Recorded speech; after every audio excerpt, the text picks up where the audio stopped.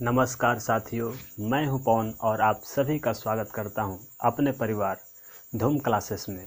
आज हम लोग मैथ का एक और प्रैक्टिस सेट करेंगे जो कि आने वाले किसी भी एग्ज़ाम में, चाहे वो एसएससी जीडी हो या फिर यूपी पुलिस हो, आप अपने आप को बेहतर महसूस करेंगे। तो चलिए ज़्यादा बातों को ना बताते हुए हम डायरेक्ट क्वेश्चन पर चलते हैं। हमारा क्वेश्चन है, दो नालिकाएं X तथा Y एक टंकी को 24 मिनट में तथा 32 मिनट में भर सकते हैं। तदनुसार यदि दोनों नालिकाएं एक साथ खोल दी जाए तो Y को कितने मिनट बाद बंद कर दिया जाए ताकि टंकी 18 मिनट में पूरी तरह भर जाए। साथ ही ये जो नल और पाइप और टंकी का जो चैप्टर होता है, ये टाइम एंड वर्क से आप रिलेट कीजिए। जैसे मान लीजिए X और Y नाम के दो व्यक्ति हैं, वो लोग एक टंकी को भरते हैं और कितने समय बाद Y को बंद कर दिया जाए ताकि टंकी 18 मिनट में पूरी तरह से भर जाए। तो इसको करने के लिए तरीका है, देखिए पहले हम इनका निकालेंगे कि टोटल काम कितना है। X है और Y है, कितना दिन में काम करते हैं, यानी कि 24 मिनट में काम करता है और Y 32 मिनट में काम करता है। मुझे इन दोनों का एलसीएम लेना है। तो एलसीएम मैं कैसे लूँगा, इनमें कॉमन क्या है, 4 है, 4 छके 24 और 4 अठे 32। अब 8 और 6 का एलसीएम लेंगे तो कितना हो जाएगा, 24 हो जाएगा, यानी कि 24 हो जाएगा। तो 6 चौके 24 और 8 तिरिके 24, यानी कि इनका काम आ गया 4 और 3 आ गया। तो सवाल कर रहा है कि Y को कितने मिनट बाद बंद कर देना चाहिए ताकि टंकी 18 मिनट में पूरी तरह भर जाए। तो पहले हम ये देखते हैं कि 18 मिनट में जो ये Y है कितना भरेगा। तो इसमें गुणते 18 करेंगे तो 18 यही 54 ये भर देगा।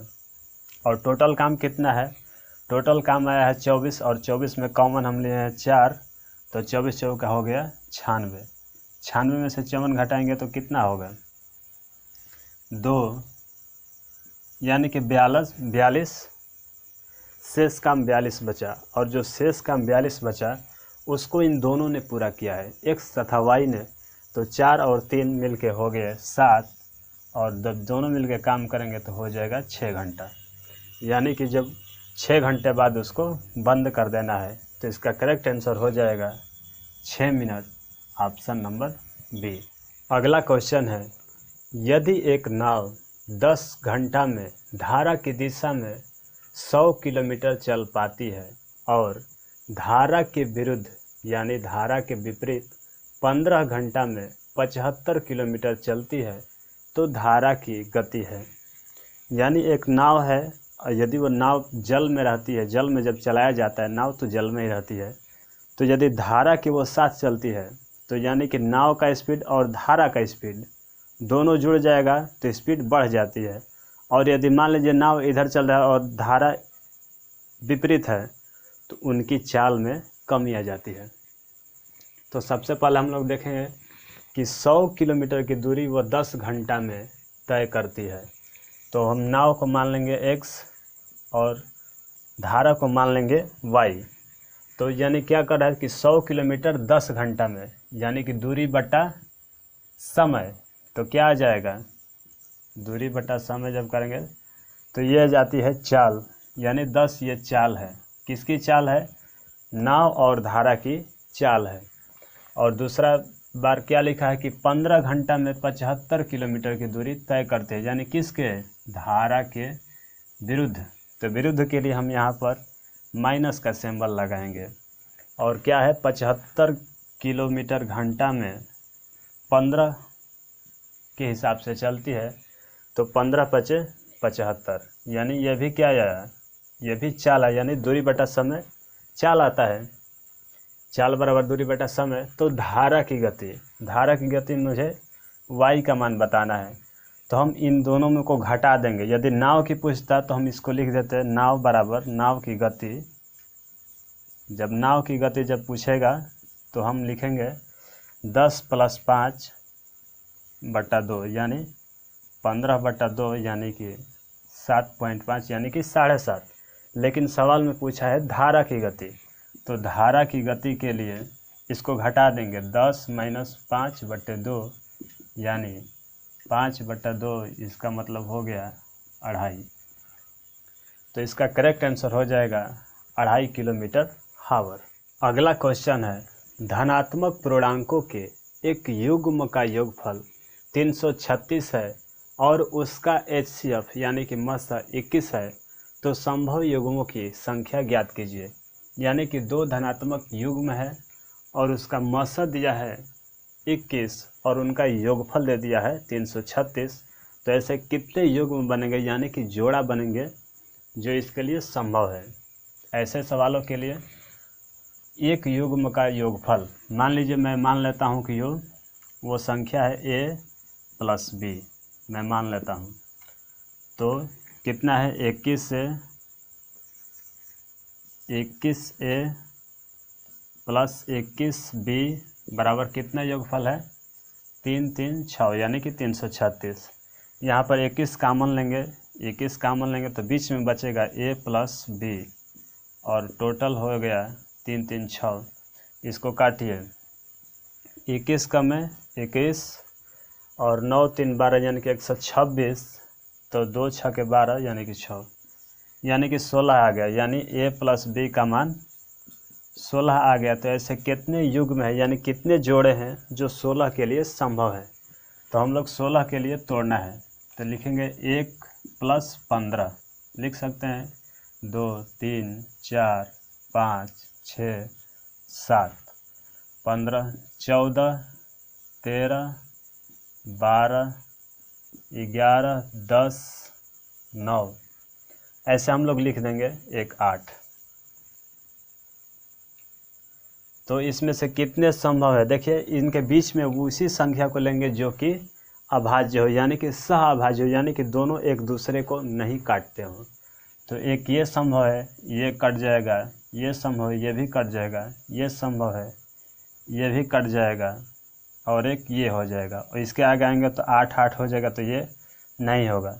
तो ऐसे 4 युग्म यानी ऐसे 4 जोड़े हैं जो इसके लिए संभव हैं, तो इसका करेक्ट आंसर हो जाएगा ऑप्शन नंबर ए।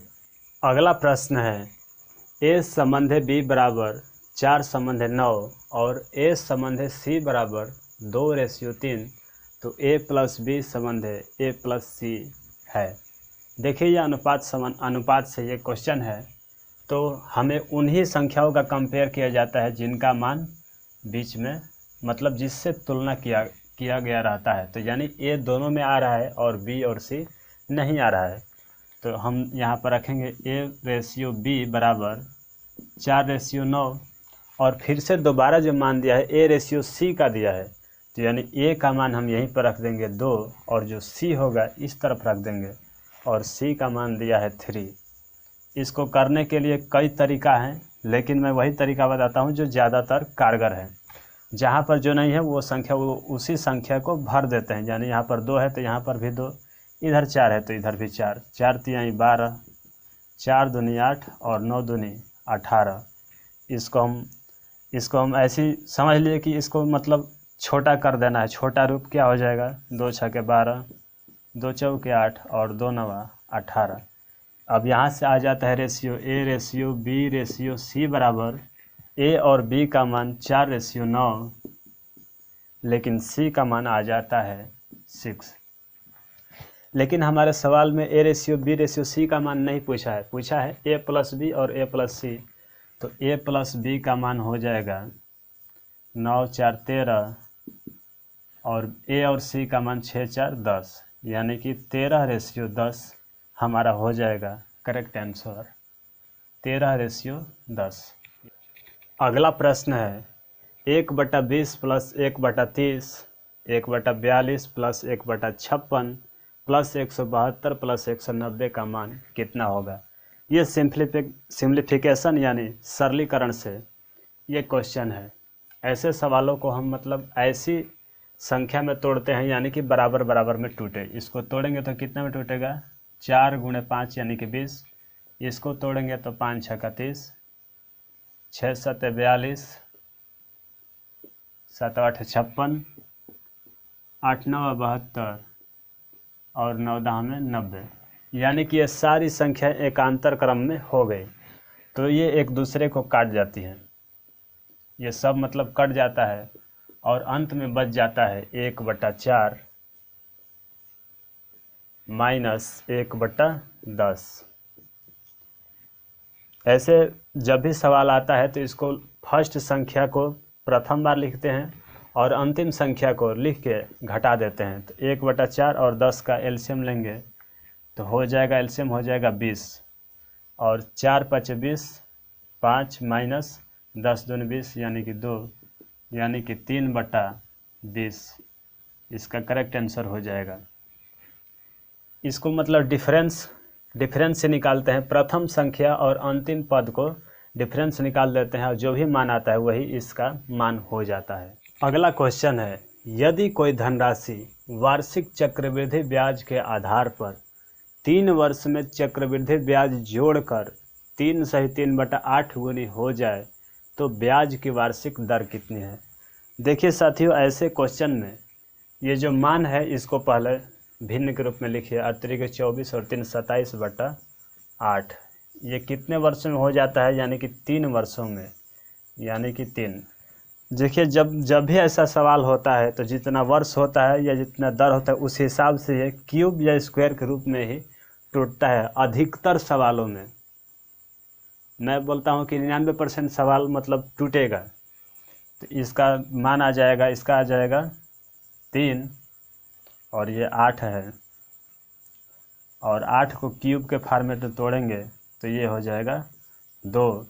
तो अंतर 1 का और 2 गुणते 100, तो दर हो जाएगा 50% के हिसाब से वह संख्या 27/8 गुनी हो जा रही है। अगला क्वेश्चन है, एक मिश्र धातु के 400 ग्राम में जस्ता तथा तांबे का अनुपात 5:3 के अनुपात में है। तदनुसार उस अनुपात को 5/4 में परिवर्तन करने के लिए कितने ग्राम तांबा और मिलाना चाहिए।